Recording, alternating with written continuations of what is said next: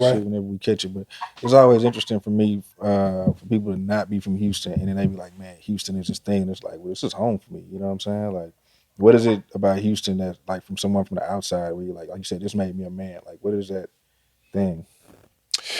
It's dynamic. It's always changing. And see, when I got to Houston, it was a different kind of vibe, man. And it may not be this way now because I got real close, homeboys out here, and they see Houston like they still don't. I mean, they love it. They love the city, but they'll say the same things about Houston that I hear other people say about other cities. Crabs in a barrel. It's a lot of that kind of shit, whatever. But for me, I was here in the era where, the BNCs, the butt naked clubs. Yeah. I mean, we were like, I was here when things were like, it was popping. Houston was popping and popping 24 hours a day, essentially. But I think the other thing about it was, I think the two types of people, because there's people that are kind of maybe square, and this city would concern them, they would worry about it, and then there's people that are not, and to kind of get into get in where you fit in, yeah. Get in where you fit in, yeah. And this was a city where, for me, it was kind of like, oh, this is cool, man, because it was adrenaline rush. There was a lot of situations I was in when I was out here that, as they would say, put a hair on your chest, because you had to make some decisions. And for a little while, man, I actually got a job as a photo guy at the clubs. So I was in the dorms at TSU, and I might have had a couple little businesses while I was in there. I can't tell you. I know one of them was I cut hair in the dorm, and then I had a couple other little enterprises that worked out well for me. Yeah. And then, but I got a job. Just wanted to kind of figure out the club stuff a little bit, kind of how this guy was doing it. He invited me to come shoot, the Polaroids or whatever. So I would go from club to club. That's like a club background. Yeah, the banners and stuff. And so you take people back in the room or whatever, and then take pictures. So I did that for a while, and just kind of did whatever I could do out here, and I don't know what to say, man. It was like, I had a cool group of homeboys out here that I was friends with. Everything was on point, but it was really a city that, for me, maybe another set of eyes in the back of my head. I grew that set of eyes, and there's a thing about Houston that will do that to you, and you need it out there in the real world. You need to have that other set of eyes. You need to be aware. You need to have situational awareness. That even this day and age, you can still use that. A lot of people don't have it. They don't understand. Yeah, most definitely. Yeah. You see what I mean? Yeah. Subscribe to the Donnie Houston podcast, man.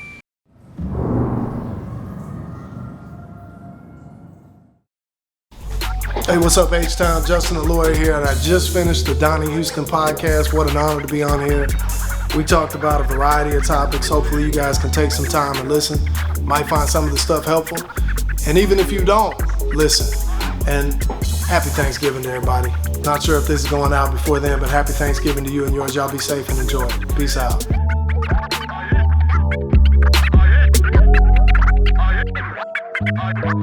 Hey, man, it's Donnie Houston podcast. It's going down. I am Donnie Houston. Check it out, man. We got a special guest. Y'all already know we've been rolling, so you may recognize his face on Instagram, man. Like I told him when he came in, I've been wanting to get him here for a while because he talk a lot of shit on that gram, man. But a lot of that good shit, you know what I'm saying? It's always some knowledge, something you can walk away with, man. But he's a lawyer. This is Justn Martin. If you don't know the name, you don't know the face, you damn sure know the brand. You know what I mean? The co-owner of IJustGotHit.com. You know what I mean? Which, hey, if you don't know that, you ain't listened to the radio for the last, I don't know how long it's been on, at least 10 years. You know what I'm saying? Yeah, we're working on 12 now. Mm-hmm. You know what's crazy about that, man? I still remember the very first time I heard that commercial. I'm riding in the car and it came on. I'm coming down the Beltway. He was like, girl, I just got hit. You better call IJustGotHit.com. I said, man, what the fuck going on? Yeah. So then, what's crazy, my sister, she wasn't living here at the time, and she comes home. And this is like maybe 2 weeks later. It had to be around like Thanksgiving, Christmas, one of the holidays. Mm-hmm. And she said, Donnie, what is this shit on the radio about? I just got hit. I said, man, I don't know what it is. It's a new thing. I said, but whoever's behind that is a genius because you don't forget it. Yeah. You know, how do you even... I appreciate that, man. And look, that was the point, man. You know, because so much so first of all, I spent my younger years, as we started to talk about, you know, I had enterprise. I started my first business when I was in Houston. I was in the dorm. I started my first corporation when I was 19. So I was back in 1990, 1991. I still have that business today. And I'm 51 now. But anyway, Houston is you know, in Houston, really my early life, Houston is one of the places I was where I had, say, sales experience and marketing experience. And one of the things you pick up real quick is in marketing is you don't want people to have to work to remember your brand. You want it to be seen, not read. If it's something that's in writing, it needs to be processed simple.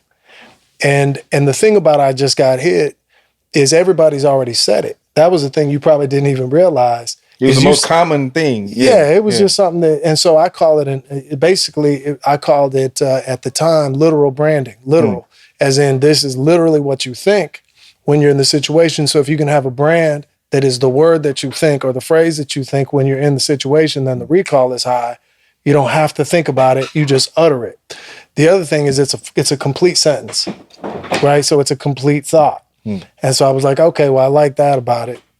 And it just worked, man. And then finally, when you say, like, you know, you recalled, your sister recalled, and y'all were going, what the fuck is this? That was what was supposed to happen. Because some of the best advertising we've ever heard really made you scratch your head.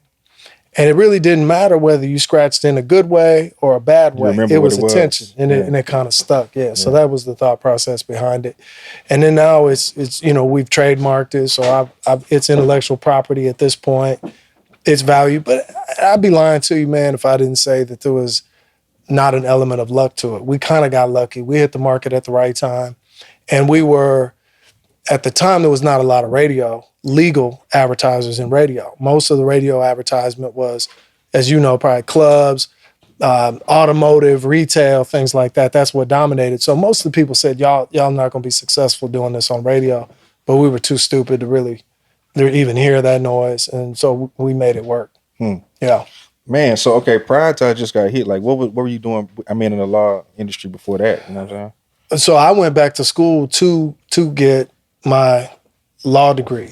So when, as you and I talked a little bit, my mom had a stroke when I was at TSU. And so I left school at the time to go home and take care of her. She was in Austin. So I started working. I just started companies and then was working for a guy, kind of a father figure that I had in my life. Worked for him for a little while, then started working for another guy. Eventually, the only two real bosses I've ever worked for in my life were those two guys. Actually, it was two brothers and one guy. So I worked for the two brothers, and then I went to work for another guy. Still talk to all of them today.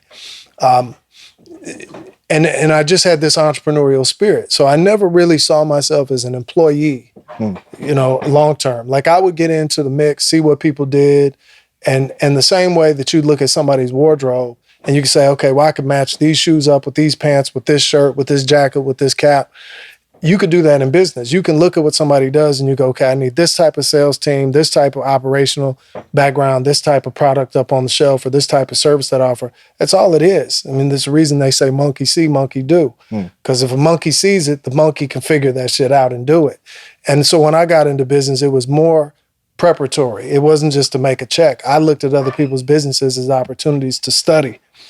And so I worked for these guys, did that, got out, started my own businesses, and I had like a Kinko's competitor in San Antonio for a while. We actually had people working for us, and we were doing bindery work and putting training material together, 3-ring binders, and we were shipping it out. Then I had a fuel and oil distributorship that I bought into.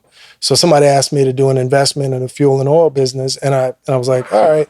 Not really knowing where it would go. So I went out with them to visit the facility in Arizona. And instead of investing in that business, I looked up who their competitors were. and thought their competitors looked better than them. So I bought into the competitor and opened up and started competing with them. And so I did that for a while. And then, and so I'm trucking along. And honest to God truth, man, I just never really saw myself as somebody who was going to be happy making $250,000 a year. And I know it sounds crazy, but I was just like, why? Because if you watch Lifestyles of the Rich and Famous, if you watch this shit, you see people doing things bigger than that. And so I was like, well, you know, that's cool to make 250, but that's not for me. And I had a talk with myself one time. I still remember saying, you know, you're going to be the most miserable, depressing person on earth if you turn 50 and you're not a millionaire. You're not going to like yourself. People are not going to like being around you. So it was a no-go for me. And so I said, well, I got to do something else. So I remember calling at the time, one of the cats when I left high school to go to TSU, one of my best friends from like we met in elementary school. And he was like, I said, look, man, if I keep doing this, I'm going to make 250. I'm going to cap out at 250. I'll be 60 years old, still knocking on doors. And he was like, okay, cool. You'll be 60 either way, God willing. Right. But, you know, I mean, the greatest open-ended question that anybody ever asked me was, why don't you go to law school? And I ended up doing it. And the next day I got my transcripts from TSU, which, oh, by the way, my GPA was the same as my blood alcohol level. and they said, okay, we'll let you in on a provisional basis. Like you have to come in basically on suspension, academic suspension, because my GPA was so shitty. I couldn't explain to them I was high. You would have had shitty grades too. I just went and took 2 classes. I got A pluses in both those classes. And then they said, all right, no more provisional. Take as many classes as you want. And I finished the 80 hours in about a year and a half. Got them done. Got into law school. Took any school that accepted me. And it just so happened to be Wesleyan in Fort Worth. I don't even know if I got into TSU, to Thurgood Marshall. I think I applied there. But the first one that accepted me, the one in Fort Worth, that's where I went and finished their program and got licensed. And so that's how I got here. Damn. So what year is this when you finally get licensed and come out the program? I got licensed in, I came out of law school in 08 or 09, and I got licensed in 10. But I was already working with David Gotze at that point. While I was in law school, we were already kind of doing the Gotze law firm at the time. And I think I came up with the I Just Got Hit stuff in maybe 09. It might have been 09 or 10, somewhere in that ballpark. Right before I got licensed, we were already I Just Got Hit. Yeah. Oh, shit. Can you tell me, okay, for anybody who may be watching this and they be like, man, this is like a cool dude. Other than the money motivational part, is there any other reason why you would say, well, hey, man, we need more people like us to be, you know, pursuing law and kind of in these fields? I think law or just business in general. Well, either or. You know, because, look, man, at the end of the day, there's multiple reasons. One is I think it's a very individual decision. Because remember, I told you I had to make a choice of who I was going to be. And knowing, okay, at the age of 70, 80, 90, God willing, I live that long, what kind of lifestyle do I want? What am I going to be able to provide for my family and do for my wife or myself and those types of things? And so I would say that you have a responsibility to pursue those types of things if the you in the future is going to have any type of regret about the you in the present not pursuing those things, then you have a responsibility to high five that person down the road. Like y'all are gonna meet. And when you meet and the you in the future is like, damn, dog, what the fuck did you do? Like you blew it. I could put myself, for whatever reason, I could put myself with that person. I knew that person was gonna be like, damn, nigga, you just wasted a bunch of fucking time. I mean, you chased after pussy. You was, trying to eat and go out and go to clubs and drive a nice car and all this shit, but you didn't do anything. You didn't do anything substantive to change your life or change the lives of the people around you. You were in the moment. And I was able to kind of, turn myself temporarily into a square. Because, remember, I was telling you, like Houston will take the square out of you. Yeah. Right? But you have to be able to put yourself into the square again. Because let's face it, the basketball teams are owned by nerds. The football teams are owned by nerds. The corporations are owned by nerds. The clothing companies are owned by nerds. The record labels are owned by nerds. Nerds run the world. And so I felt like, well, shit, if I can do a little bit of both, tap into both of these, then I can have, celebrate the best of both worlds. And so I think that we have a responsibility to free the future us. To your question of like, why would I recommend? And that doesn't have to be law. It doesn't have to be business, period. But it needs to be something that develops you on a personal level where you're looking back at yourself saying, all right, I burned this damn candle all the way down to where that black shit is at the bottom and you can't light it again. That's kind of how you want to live your life. And that was my belief. Maxing out. Yes. Man, you said some shit. And this is something I had in my notes too, man, because you drop all these gems and like even listening to your story, like was there a time in life where you had to kind of separate from people that maybe you knew on a regular and y'all kicked it in this and that, but then you had this enlightenment where you're like, man, you know what? I want to go in a different direction. You know what I mean? And everybody may not be caught up to that. Like, have you dealt with that? Or have you always kind of kept a circle of people that kind of been on the same type of like? No, we jokingly say I call them the ski mask crew. Like every one of us needs to have a homeboy or two, somebody on the squad that you could call at 2:30 in the morning and say, show up at my house with a shovel and a ski mask. And they'll show up. Now they may try to talk you out of what it is you about to do, but they're gonna show up. And I still got them. But I think what happened more so was I moderated my time more so because I realized that the work that I needed to do, it didn't mix well with the full sort of life that they would, you know what I'm saying? So how do I put it? Because I've always felt like, and it's probably not the same as it's always been, but I can go sit down anywhere, I can fit in anywhere, chill out with, cats, whatever. We certainly can do that. At the same time, I can be in the boardroom.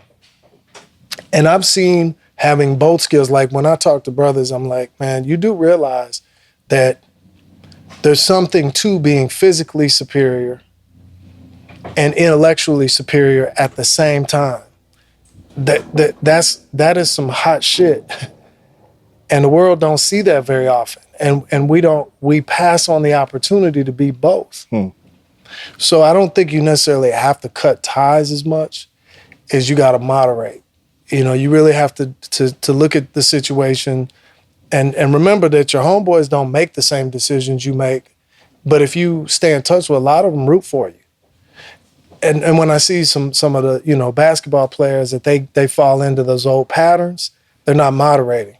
Because I don't like, my wife will tell you, I don't hang out, I don't stay out all night. I used to, but I don't now. And if I do, it's with her. We still have a great time. I could smoke, I could drink, I could hang out, I could dance, I can listen to all kinds of shit, ratchet shit, whatever. But I can moderate. Because tomorrow I may be in a boardroom. So I can't let one or the other impact each other. They both have to have their place, and I can keep a very distinct line between the two. I think that's a healthy way to be. Yeah. Man, talking about, you said you came down here to TSU. This was before we started recording, and you were saying coming down here in 89 and listening to Screw and all that. Like, yeah. Talk about that whole experience, man. Yeah, and the flea market was popping, the mixtapes was popping. We were, of course, TSU was open admission at the time, and I don't even remember how many students there were, but if you applied, you got in. Yeah. That's where it was open admission when I got there. Okay, so, yeah. When was that? Shit. I had then dropped out and went back. I initially started at Sam Houston, dropped out for a couple years at TSU.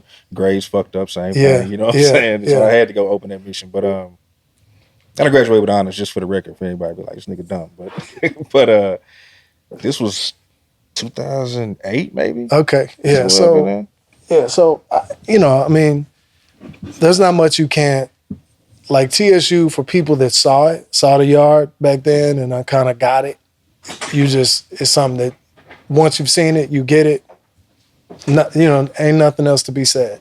Yeah. And it was, the activity on the yard was all kinds. Like I've seen the police helicopter, the ghetto bird flying over the dorms. We had all kinds of shit happening.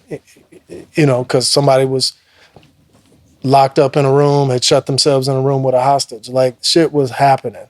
But I wouldn't take any of it away. It was all TSU, right? Yeah. And the crazy thing about TSU was kind of funny, man, was whenever we went to clubs, there was factions inside of TSU. So you'd have the Chicago cats, Florida dudes, New Orleans cats. Dallas was always separate from Houston. It was kind of its own lane. California was in its own lane. But when we went to clubs and shit, Yeah, we all in here together. it was TSU. Yeah, and you could just kind of, go like this, man, in the middle of the club and everybody from TSU.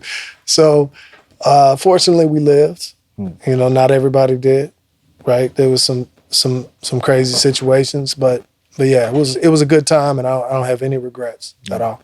Talk about because I see you still involved with Houston coaches to this day. Getting with my boy Slim, and I just see with different cats like that, man. Yeah.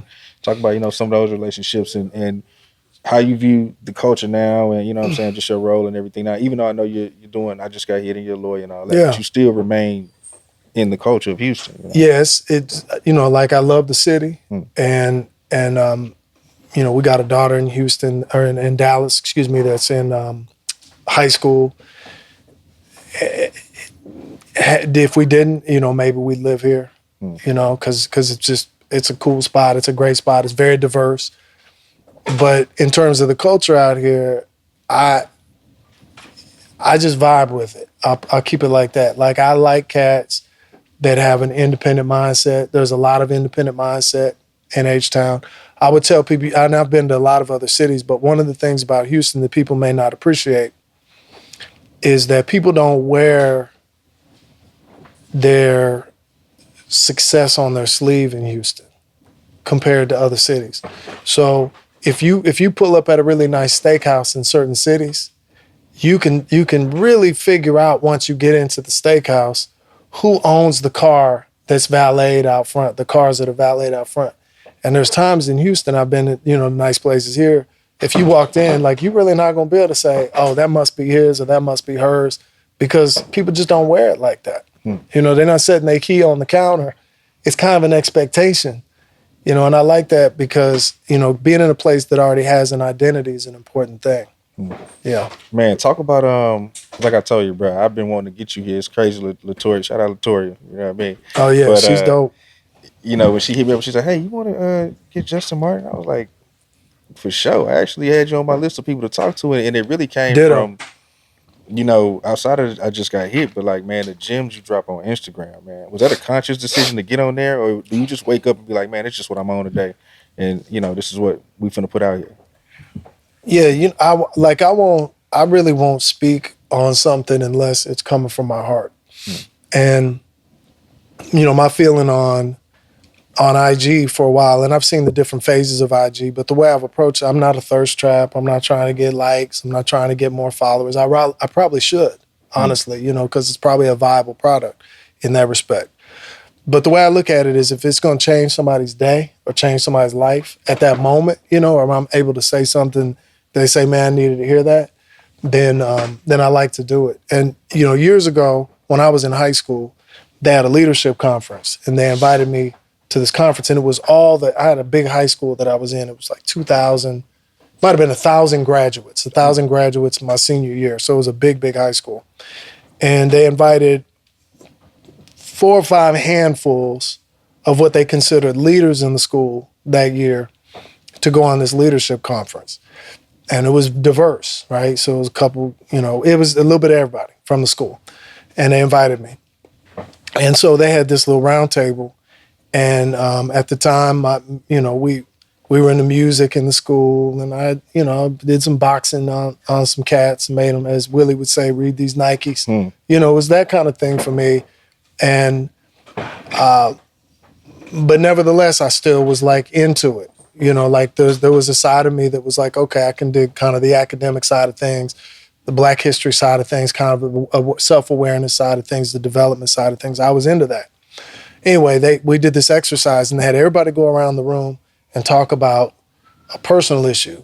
And one of the things I realized in there that I never really understood, because I'd always labeled everybody and said, well, certainly she don't have no damn personal issues, or he don't have no damn personal issues.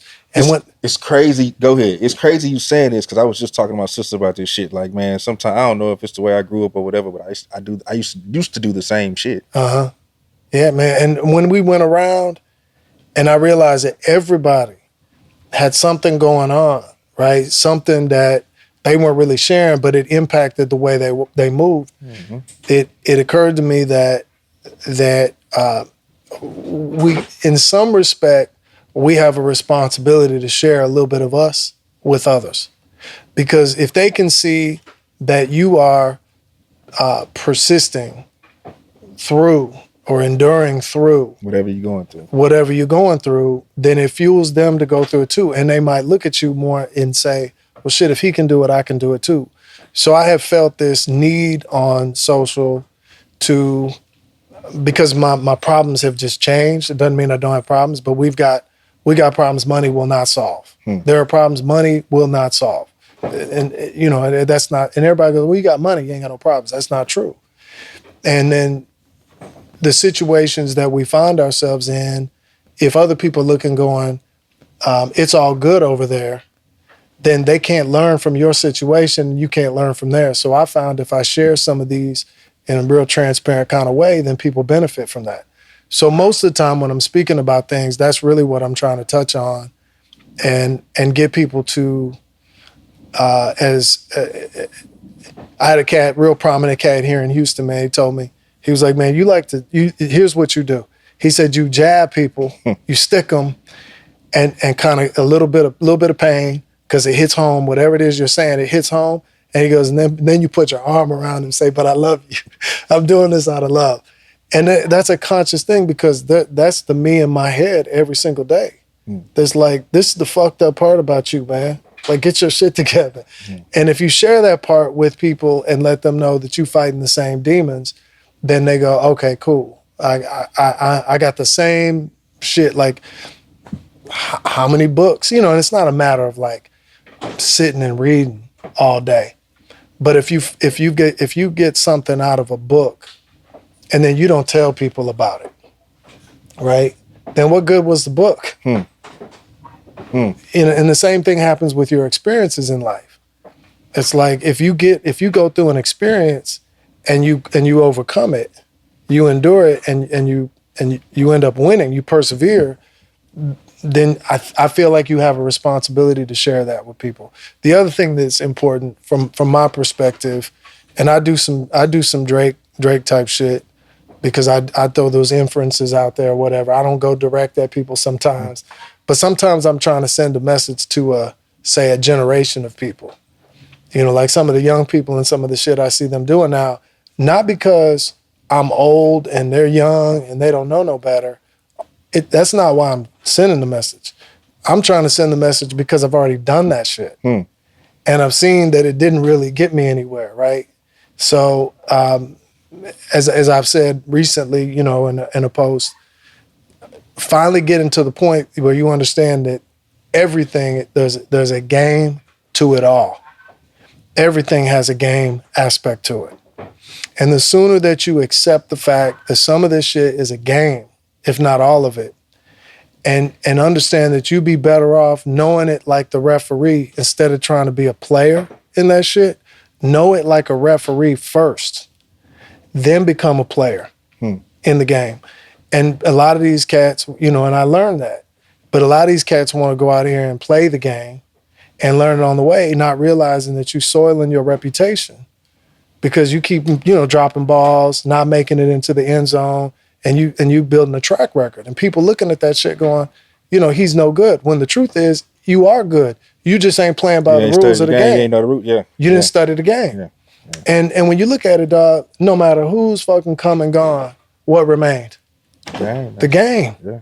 Yeah. So nobody's been bigger than the game. Name the biggest of them all. Jordan, LeBron's. We could go on and on, right? Everything, whether it be business, whether it be sports, whether it be the church, religion, whatever you want to call it, countries, the game is still here. And so people, you know, if you hearing from somebody that said, look, I tried that, it didn't work, it ain't gonna work for you either, dog, because, and that's what I'm trying to share. I think sometimes it's that kind of stuff with people. Man, you talk about, because this was one of my favorite ones where you talked about the Dunning-Kruger effect. Oh, refresh me. What did I talk about? That was just about basically like, well, I say in short, you know what I'm saying, you're so smart that you're stupid. Like, you don't know what you think you know. You know what I'm saying? And if you think you know that, then you don't know anything. I'm trying to remember the context of that conversation, because there's a lot of these sort of doctrines, right? And psychologically, we don't realize things. It's a little bit like, so with Dunning-Kruger, the people that are out there that think they know the most Don't know anything. don't know shit. Yeah. And the people out there that are questioning, constantly questioning, have the explorer's mindset, are probably your smartest people. But they don't seem smart because they're questioning. The curious people are the ones you want to be around. The people that are confident are the ones you want to be skeptical about. And I think the context of that conversation was really being selective about who you saw as a role model. Because we want to big bro everybody these days. And there's a lot of niggas out here that represent themselves or hold themselves out as a village elder that ain't got no business, saying that they're a village elder. They just don't have the stripes. They're not equipped with that shit. Yeah. They're not equipped with it. Yeah. And really you have to take some L's to be up there. Because nobody ever won the whole time. Nobody ever got through this shit without bruises, cuts, scrapes. And so you want people that are out there, one, that have those in their past, but also that are still curious. And I think that was the context of me talking about that effect, because at the time, I think I was on one of these where so many of these young people were just like looking for somebody on social to give them the answers to it. And the first dude that says, with a straight face, this is how it's done, that's where they would run. And I'm like, yeah, but man, there's more than one way to skin a cat.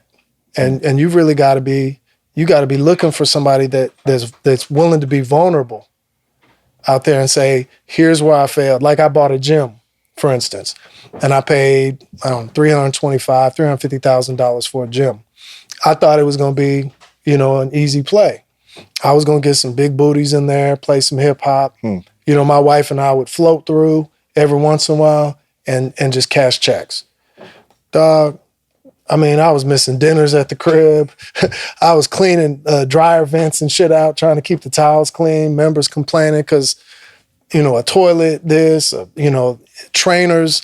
I want to sell it to my homeboy for $50 a session when you should be charging $120. You get where I'm going. Yeah. And water leaks and all kinds of shit. I'm not saying you can't make it through that, but was it a thing of where you, like you say, you didn't necessarily study that game and I was so green.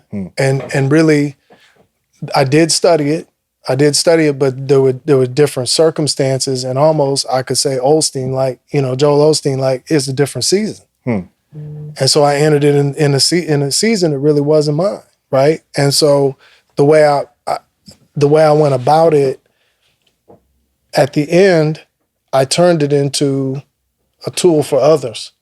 Because there's nothing about that experience. I lost the bread. I wrote some shit off, so Uncle Sam picked up a little bit of the tab. But there's nothing about that I'm ashamed of, taking that L. But I could have represented it completely another way. Disingenuous. I could have been out here like, oh yeah, I'm balling. I broadcast live on Shade 45 on my rooftop. And Roe came over, Zero came over. We had a push-up contest. We did DFW versus Houston push-up and raise money, and I could have just positioned it as a big win, when in reality it was an L. But I'm not ashamed of it, and I'd rather tell cats the truth about it so that they could take that and say, okay, well, you get where I'm going? Yeah. And then maybe they might get something out of it. Right. Man, another one you talked about, and I'll be on this too, is it like, not depending on praise, you know what I'm saying? You can live by, I always say, you live by the praise, you're going to die by the booze. You know what I'm saying? You live by the cheers, you're going to die by the booze. You know what I mean? Yeah.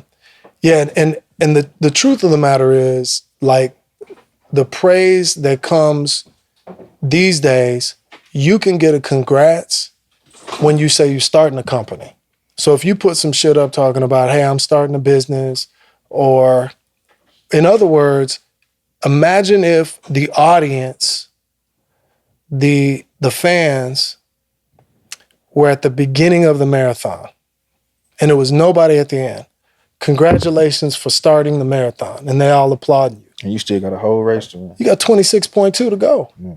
And so there's nobody at the end, right? It's just you. That's kind of how this shit is set up right now. So you get people applauding you in the beginning, and really what people should be doing, I think, and then we start feeding off of it. So that becomes the move. It's this is the way I would kind of look at that. You've heard the phrase, the greatest story ever told, right? Everybody's heard that. Greatest story ever told. All right. So who's telling the story? If you're telling your own, it can be the greatest story ever told, or it can be the greatest story ever seen. But if it's the greatest story ever seen, who's seeing it? Them. Yeah. So here's what we do. Generally speaking, as human beings, when the shit ain't playing out the way we want it, instead of changing what they see, we change the way we tell it. We just go to start tell a better story. They not clapping. They not all on my jock right now giving me, praise. So I'm just going to change the way I tell it. I'm not going to change my effort. I'm not going to change my process, my strategy. I'm not going to work another hour. I'm just going to change the way I tell the story, because you'd rather be the greatest story ever told than the greatest story ever seen. And you're only hindering yourself when you do that. You're never going to get where you're trying to get. There's no progress made. Yeah. It's like a gerbil or a rat on one of them wheels. But you get the satisfaction at that moment, very superficial sense of satisfaction about what it is that you're accomplishing, because you can celebrate praise. And so I've gotten to the point now, man, where I'm, like, I don't know how to put it. I get people telling me, you're being too hard on yourself, man. Don't be so hard on yourself. Why not? I tell you what, I'm like, bro, I'm never satisfied. Like, I don't shit. Like, you appreciate shit, but getting hung up in a space of like, oh, this happened and I'm gonna be here, celebrating and hey, it's like, nah, bro, it's so much more shit to be. Yeah. And if you're really ambitious, is there satisfaction? Because like if you envision life like for me, the instant that one thing stops, something else starts. If they didn't overlap, right? So this, like this whole like understanding that we're spending most of our life in the middle of the process. Like the process is what life is. And so when you get to the end of the process, how long is that part? Like the very end. It's like that. And if you're waiting for that to be happy, then you're never going to be happy. You're not going to be happy that often. So finding a reason to be happy in the process, one, but not using praise or all of the comfort that comes along with praise, or not pushing yourself to the point where you don't finish these. And it's not easy. But I found that for me, the only person I really want praise, and I'll take it from my family, my close friends, things like that. But the only one that I'm really looking for the praise from is me. And some people will push back and say, well, you're not enjoying life, when nothing could be further from the truth, because I'm happy with the process. Right.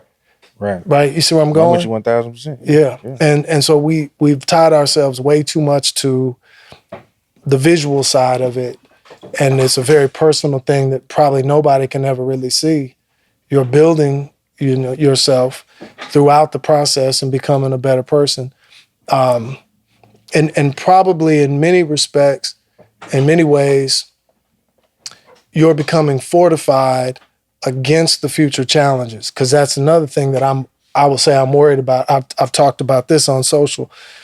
The village is the safest place on earth. If you go back to like the origins, right? If you and I were in the village and we had a couple more homeboys in the village or whatever, that's safe. Fire, water, food, women, roof over our head, blankets, all that's there. But where's our next meal gonna come from? Outside the village. Where are the threats? Outside the village. Where's the buffalo moving? They're moving, right? That constantly moves. The water is constantly flowing and, carving a new path or whatever. So where the river that supplies our water may be here next year, it may not be there after a flood or after a drought. So you have to leave the village. And what we want to do is we want to make everybody think that we left the village. We want everybody to look and go, oh man, look at my man, he left the village. The truth is, dog, you off the grid. There ain't no Instagram out there. There ain't no feeds. they know watching your favorite show. That's why I was tripping out when I hear cats that could, niggas can quote every single statistic about their favorite running back or their favorite point guard. But ask that cat to quote you statistics about what's going on outside the village. He ain't got it. That's not who you want to rely on for your future, man.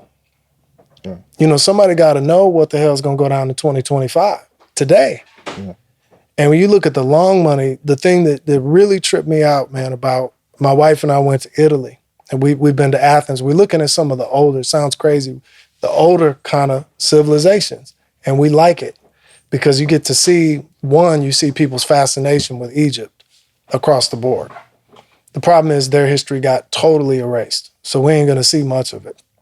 But I'm confident that from the Egyptians, the Greeks, the Romans, which eventually became the Italians, so like the Medicis and the these other families or whatever that ruled from a religious standpoint, ruled Italy and all of that. I'm confident in this. They all played the long game. And when I say the long game, I mean cats would start building their future and would not be alive to realize that it was built, but they didn't care because they were building it for the future. They knew when they started that initial brick, when they put that initial brick down, they may not see the final brick get put down, but it was going to get done. So they worked with their sons and their daughters and their family and their lineage and all that kind of stuff to build what we would call generational wealth today. But that long game doesn't really do capitalism any good. So you in the world now where it's like if you and I don't go buy the new slips, the new pants, the new robe, if we don't go buy the new whip, if we don't buy, get the movie, subscribe to the new, you see where I'm going? Because we long gaming. If we don't do all that, there's no money in Hollywood for cats that are invested in the long game. Hollywood's not interested in them. They want the check-to-check people, the every 2-week paycheck, the first and 15 paycheck people, because these are the people that are going to stretch themselves thin, not thinking about the future, not thinking about long game. They're going to spend all their money you get a check and you pay your bills and then you spend what's left and then you wait for your next check. You can do the same thing. And do the same thing. Yeah. That's who's buying all the stuff. So I think one of the things, looking at some of these other folks and going, and it sounds crazy, man, but it seems like you got to take some of the sexiness out of the impulse buys and the looking, you get where I'm going? And which is hard because I'm admittedly what I call PVC, petty, vain, and childish, admittedly. So it's hard to not, be a little vain and stuff like that. But the truth is the long game is the better game. Yeah. Well, man, we got to wrap, but man, I gotta have you come back through, man. I'd love to, man. I tried to, I know we didn't have all day, man. So I want to give you, some of the heat, that we talked about a little bit and spit some of that. But I'd really like to pick your brain a little bit, man. We converse. Maybe we come back sometime. We'll get somebody else in here. We chop it up a little bit about some specific stuff because I do think that there's some opportunity to share some things that might set people's, path for the future. Some of the cats that you reach and get them to think about things from a little bit different perspective. No, I'm with it. Let's do it. Yeah. Let's do it for sure. Well, man, you got anything before we close out? No, man, other than I appreciate you, man. Thanks for bringing me on. I appreciate it. Glad to come over here and run my mouth, bro. Appreciate you. Social media? What you got, Latoya? Like tap into the community efforts of the shows. Oh, the community efforts. Yeah. This Thanksgiving. You got any turkey giveaways? Or like no, we don't. I don't know anybody. Well, I think I know Christmas a couple people. We're doing right now. We're doing single mom shopping spree with Box and Magic, and we take 40 single moms shopping every year. We give them each $500, and it's a lot of the moms raised by single moms. So why not pay it forward? Make sure the moms are getting their just due. So we're doing that right now. We're also giving away bikes. We're giving away bikes on 97.9 and Magic as well. And then Christmas with Kiati. There's another thing we're doing where we we giving some family shopping money.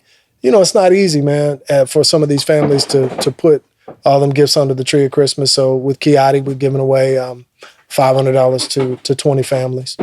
And so our community, I kind of say if you can't do good in the community, man, then what good are you? We've always given back to the community that supported us, tried to make sure we show them love, and they certainly show it back. So I appreciate you letting us share that with people. And people can go to my feed, Justn the Lawyer, and check that out. We'll put some stuff up there today and make sure people know how to enter some of these contests, because God knows some of them could use the help. Most definitely. Yeah. Most definitely. Very important, man. Well, listen, bro, I appreciate you coming through. Appreciate we you, definitely bro. have to do it again. Absolutely, man. Thank you. For sure. Justn Martin, I'm Donnie Houston. Donnie Houston Podcast. We're up out of here. Peace out. Donnie Houston. Subscribe to the Donnie Houston Podcast, man.